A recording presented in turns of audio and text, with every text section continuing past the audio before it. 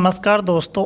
आज हम इस वीडियो में जानेंगे दो ऐसे बेहतरीन तरीके जिससे कि हम हमारे गेहूं की जो फसल होती है उसमें ज़्यादा से ज़्यादा फुटान हो, ज़्यादा से ज़्यादा कल्ले निकले और उसमें जड़ों का ग्रोथ इतनी तेज़ी से हो जिससे कि हमारा जो लास्ट में हवाएं चलती है तो पौधा गिरे नहीं।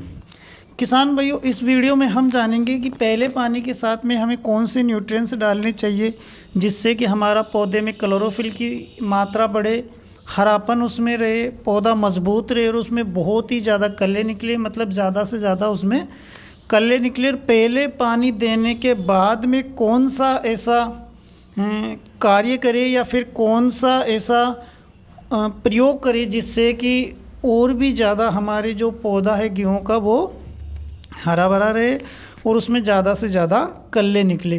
तो किसान भाइयों, दो प्रकार की विधि हम इसमें जानेंगे। एक तो पहले पानी के साथ में जो खाद डालना है वो, और पानी लगाने के बाद में जो स्प्रे करना है उसके बारे में। दोनों विधियों के बारे में इस वीडियो में हम चर्चा करेंगे। तो शुरू करते हैं किसान भाइयों इस वीडियो को। तो नमस्कार किसान भाइयों, आप देख रहे हैं किसान मित्रा चैनल। जो किसान भाई किसान मित्रा चैनल पे पहली बार विजिट कर रहे हैं उनसे मोस्ट रिक्वेस्ट है कि हमारे वीडियो को लाइक करिए, शेयर करिए और सब्सक्राइब करना ना भूलिए, जिससे कि जो हम अगली वीडियो बनाए या आगे जो वीडियो बनाए, चाहे वो गेहूं के बारे में या किसी सब्जी के बारे में, उसका नोटिफिकेशन जो आता है वो सबसे पहले आपके पास मिले। और किसान भाइयों, और किसानों के पास आप हमारे वीडियो को शेयर कीजिए जिससे कि उनको भी अधिक से अधिक इसका फ़ायदा मिले। तो शुरू करते हैं किसान भाइयों। पहला पानी हमें कितने दिनों में लगाना चाहिए? तो जनरली जो वैज्ञानिकों का कहना है किसान भाइयों, वो पहला पानी जो हम लगाते हैं वो मिट्टी के अनुसार लगाते हैं। जैसे कि हमारे हिंदुस्तान में अलग अलग प्रकार की मिट्टी पाई जाती है तो उसी अनुसार हमें पहला पानी लगाना चाहिए। जैसे कि जहाँ हल्की मिट्टी है तो वहाँ पे हमें 18 से 20 दिन में पहला पानी लगाना चाहिए, और जहाँ पे थोड़ा मीडियम मिट्टी है तो वहाँ पे हमें 20 से 22 दिन में पानी लगाना चाहिए। इसी की तुलना में जहाँ पे कठोर मिट्टी हो या फिर जो पानी को ज़्यादा इंस्टॉल करने की जिसमें क्षमता हो, भारी मिट्टी हो, उसमें हमें 25 से 27 दिन के बीच में पानी लगाना चाहिए। अब किसान भाइयों, ये तो हुआ पानी की। जब हम पहला पानी लगाए तो कौन से न्यूट्रिएंट्स उसके साथ में लगाए जिससे कि हमारा पौधे में ज़्यादा से ज़्यादा फुटान और पैदावार हमारी बढ़े? तो किसान भाइयों, जो मोस्ट इम्पोर्टेंट जो पहले पानी के साथ में आपको जो खाद देना है वो होता है यूरिया। किसान भाइयों, 25 से दिन के आसपास जब हमारा गेहूं का पौधा होता है तो उसमें जो सबसे ज़्यादा आवश्यकता होती है वो होती है नाइट्रोजन की। और नाइट्रोजन जो पाई जाती है वो हमारे यूरिया में पाई जाती है 46%। तो हमें जो सबसे मोस्ट खाद देना है वो यूरिया देना है। यूरिया जब आप पहले पानी के साथ में दोगे किसान भाइयों तो उससे क्या होगा, हमारी फसल में क्लोरोफिल बढ़ेगा, जड़ों का उसमें विकास होगा, कल्लों की संख्या बहुत ज़्यादा बढ़ेगी, हरापन हमारी बाड़ी में उसमें गेहूं में रहेगा, और जब ज़्यादा फुटाने होगी तो प्रोडक्शन हमें ज़्यादा मिलेगा। अब किसान भाइयों, यूरिया जनरली ज़्यादातर किसान देते ही हैं, लेकिन उसके साथ में कौन सा ऐसा न्यूट्रिएंट्स डालें जिससे कि हमारा जो गेहूं का पौधा है बहुत तेज़ी से ग्रोथ करे, बहुत ही ज़्यादा या फिर अधिक से अधिक उसमें कल्ले निकले? तो जो उसके साथ में किसान भाइयों आपको जो देना है वो देना है जो जिंक सल्फेट आती है 33%, वो आपको यूरिया के साथ में देना है। जिंक सल्फेट जब किसान भाई आप दोगे तो उसमें आपको दो चीज़ें उपलब्ध हो जाती है। जिंक तो उसमें आता है, उसमें 15% आपको सल्फर भी मिल जाता है। तो दो तत्वों की पूर्ति आपके गेहूं में वो करेगा। जो जिंक आप दोगे किसान भाइयों तो उससे आपकी जो गेहूं में जो पीलापन होता है वो दूर हो जाएगा, जड़ों का विकास होगा, क्लोरोफिल बढ़ेगा, अधिक से अधिक उसमें कल्ले निकलेंगे, पौधा स्वस्थ हो जाएगा, और जो न्यूट्रिएंट्स ज़मीन के अंदर पड़े हैं उनको भी वो पौधे तक पहुंचाने का काम जिंक करता है।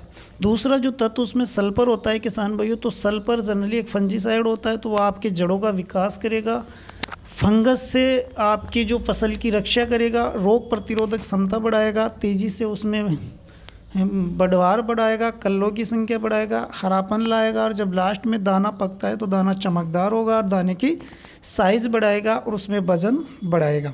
तो ये आप जिंक पहले पानी के साथ में दे सकते हो। एक किसान भाइयों आपको और चीज़ देनी, जो माइक्रोराइज़ा आता है, जो जैसे कि रूटेक्स या रूटोज के नाम से कई कंपनियां उसको देती है।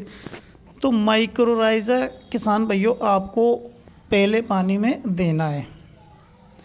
माइक्रोराइज़ा किसान भाइयों जो आपकी जो गेहूं में जो काम करेगा वो है, जो आपके गेहूं की जो जड़ें होती है उनका बहुत ही तेज़ी से विकास करेगा। जो सफ़ेद जड़ें होती है उनका बहुत तेज़ी से विकास करेगा। जब जड़ों का विकास होगा किसान भाइयों तो अधिक से अधिक कल्ले आपके गेहूं में निकलेंगे, हरापन रहेगा, पौधा स्वस्थ रहेगा, रोग प्रतिरोधक क्षमता बढ़ेगी, और जब लास्ट में जो हवाएं चलती है तो गिरने की समस्या आती है वो नहीं आएगी।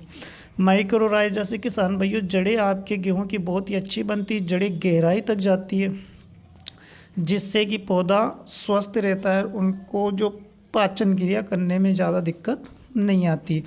तो किसान भाइयों पहले पानी के साथ में आपको 3 चीज़ें देना है, यूरिया, माइक्रोराइज़ा और जिंक सल्फेट। अब किसान भाइयों बात करते हैं कि इनको कितनी क्वांटिटी में आपको देना है। तो किसान भाइयों जनरली जो यूरिया आपको रखना है वो 40 से 45 केजी 1 एकड़ के हिसाब से रखना है। जिंक सल्फेट जो आपको रखना है 8 केजी 1 एकड़ के हिसाब से, और उसमें जो माइक्रोराइज़ा रखना है किसान भाइयों वो आपको 4 केजी 1 एकड़ के हिसाब से रखना है। तीनों को मिक्स करके आप छीटा बीजी से अपने गेहूं की फसल में डाल दें और फिर उसके बाद में पानी लगा दें। ये हुआ किसान भाइयों आप अपना पहला मेथड, पानी देने से पहले का मसला। अब बात करते हैं किसान भाइयों पानी देने के बाद में कौन सी ऐसी चीज़ हम डालें उसमें जिससे कि हमारा गेहूं का पौधा बहुत ही तेज़ी से ग्रोथ करे, बहुत ही तेज़ी से उसमें फुटाने निकले और बहुत तेज़ी से जड़ों का विकास हो। तो किसान भाइयों इसके बाद में जब आप पहला पानी लगा दें तो उसके 5-6 दिन बाद में आपको एक स्प्रे अपने गेहूं की फसल में करना है। क्योंकि किसान भाइयों जनरली जो आप भी जानते हैं कि जो पौधा होता है उसको अपना जीवन चक्र पूरा करने के लिए 17 तत्वों की आवश्यकता होती है। उन तत्वों की पूर्ति हमें करना पड़ेगा जिससे कि पौधा हमारा स्वस्थ रहे और उसमें अधिक से अधिक उत्पादन मिले। तो जो हमने पहले पानी के साथ में दिया किसान भाइयों, नाइट्रोजन दिया, जिंक दिया और सल्फर और माइक्रोराइज़ा, यानी कि 3 तत्व हमने उसमें दिए। तो उसके बाद में किसान भाइयों हमें और तत्वों की ज़रूरत होती है जो हमें स्प्रे के रूप में हमारी गेहूं की फसल में देने हैं। फिर उसके बाद जो तत्व कुछ बचते हैं किसान भाइयों वो ऑलरेडी हमारी ज़मीन के अंदर पड़े रहते हैं। तो जो स्प्रे में किसान भाइयों हमको देना है वो आपको 200 लीटर पानी का गोल हम आपको बता रहे हैं, यानी कि 1 एकड़ का डोज हम आपको बता रहे हैं। उसमें आपको सबसे पहले जो यूरिया लेना है 1 केजी, उसके बाद में आपको मैग्नीशियम सल्फेट जो आता है वो 500 ग्राम लेना है, जिंक सल्फेट जो 33% आता है किसान भाइयों वो आपको 500 ग्राम लेना है, फेरस सल्फेट जो आता है किसान भाइयों वो आपको 500 ग्राम लेना है। यानी कि जो ये 4 पोषक तत्व होते हैं उनका आप एक घोल बना लीजिए 200 लीटर पानी में। अब किसान भाइयों 200 लीटर पानी में जब आप इसका घोल बनाओगे तो इनको क्या करना है कि चारों को अलग अलग आप इनका घोल बनाइए, उसके बाद में आप टंकी में डाल दीजिए। उसके बाद में आपको इसका स्प्रे करना है।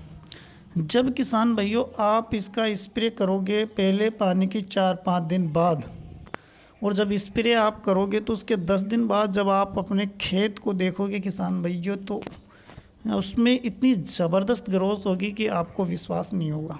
बहुत ही ज़्यादा उसमें क्लोरोफिल बढ़ेगा, जड़ें उसकी बहुत ज़्यादा विकास करेगी जिससे कि लास्ट में गिरने की समस्या नहीं आएगी, कल्लों की संख्या बेशुमार बढ़ेगी किसान भाई, और आपका प्रोडक्शन बहुत ही ज़्यादा अपने प्लांट से आपको मिलेगा।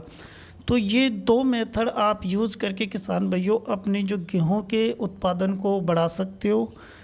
बस शर्त यह है किसान भाइयों की, जिस तरह हमने बताया उसी मेथड से आपको इसका उपयोग करना है। क्योंकि किसान भाइयों, अगर आप पूरी जानकारी नहीं लेकर इसका इस्तेमाल करोगे तो नुकसान भी हो सकता है। तो आप हमारे वीडियो को फॉलो करते हुए आप इनका अपने प्लांट में इस्तेमाल कीजिए और हमें और हमारे जो किसान भाइयों को भी बताइए किसान भाइयों की आपको कितना इसमें फ़ायदा हुआ, कितना प्रोडक्शन आपका बढ़ा पिछली ईयर से इस बार। तो किसान भाइयों, हम फिर आपसे रिक्वेस्ट कर रहे हैं, अगर जो किसान भाई हमारी वीडियो पहली दफ़े देख रहे हैं उनसे मोस्ट रिक्वेस्ट है कि हमारी वीडियो को लाइक कीजिए, शेयर कीजिए और सब्सक्राइब करना ना भूलिए। इस वीडियो में इतना ही किसान भाइयों, मिलेंगे किसी अगले वीडियो के साथ। नमस्कार।